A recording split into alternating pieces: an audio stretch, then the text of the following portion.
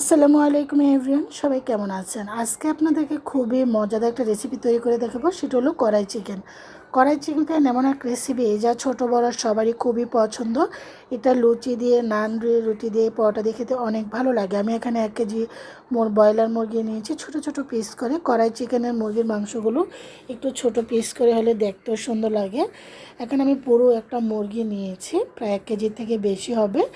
তো এখানেই চলে যাচ্ছি এখন মুরগির মাংসগুলোকে ভাজার জন্য। প্রথমে আমি ফ্রাইং প্যানের মধ্যে তেল দিয়ে দিচ্ছি, সয়াবিন তেল দিয়ে। তারপর আমি এখন মুরগির মাংসগুলোকে একটু ভেজে নেব। দিয়ে দিচ্ছি 2টো তেজপাতা দিয়ে এখন এগুলোকে ভেজে নিচ্ছি। যেহেতু ব্রয়লার মুরগি, একটু ভেজে রান্না করলে এটা যে আলাদা একটা বাজে স্মেল থাকে, সেই স্মেলটা কিন্তু আর থাকে না। কারণ অনেকে আছে ব্রয়লার মুরগি গন্ধের জন্য খেতে পারে না, আপনি এভাবে একটু ভেজে নিলে গন্ধটা আর থাকে না। মুরগির মাংসটা ভাজা হয়ে যাওয়ার পর এখানে আমি দিয়ে দিচ্ছি হলো প্রায় 6-7টি টমেটো কিউব করে, আর দিয়ে দিচ্ছি হাফ কাপ পেঁয়াজ কুচানো আর কাঁচামরিচ। পেঁয়াজটা আমি দুইভাবে ইউজ করব। এখানে হাফ কাপ দিয়েছি, আবার পরে দেবো।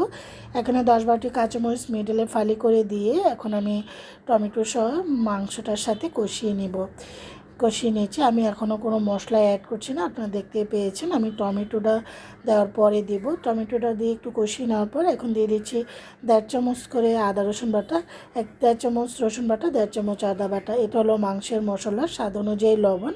2 চামচ এটা মাংসের মিক্স মশলা, এটা আমার বাসা হাতে তৈরি করা।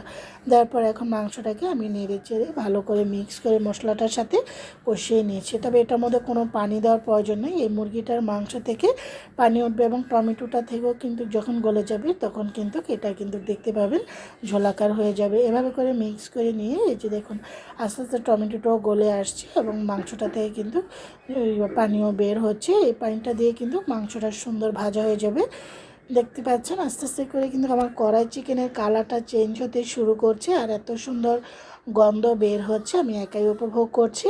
আপনারা এই রমজানে একবার হলো এই কড়াই চিকেনটা উপভোগ করতে বা ঈদের দিন সকালে লোভনীয় এই কড়াই চিকেনটা সকালে রুটি, পরোটা, লুচি, নান, রুটি, পরোটা এগুলোর সাথে উপভোগ খেতে কিন্তু দুর্দান্ত।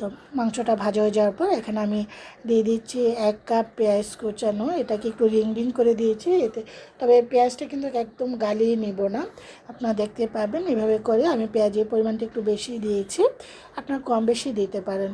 তো এইভাবে করে আমি মিক্স করে নিয়েছি। দেখতে পাচ্ছেন মাংসটার মধ্যে কিন্তু সেরকম কোনো ঝোল নেই। আস্তে আস্তে মাংসটা আমার কিন্তু ভাজা হয়ে আসছে। যত ভালো ভাজা হবে মাংসের টেস্ট কিন্তু দারুণ বের হয়। এখানে 5-6টি কাঁচামরিচ দিচ্ছি, এটা সুন্দর একটা ফ্লেভার এবং ঝালটাও সেরকম বের হবে না, যেহেতু অলরেডি কাঁচামরিচ আমি দিয়ে ফেলেছি। আবারও নেড়ে চেড়ে মিক্স করে নিচ্ছি। আমার কিন্তু কড়াই চিকেনটা কিন্তু হয়ে আসছে।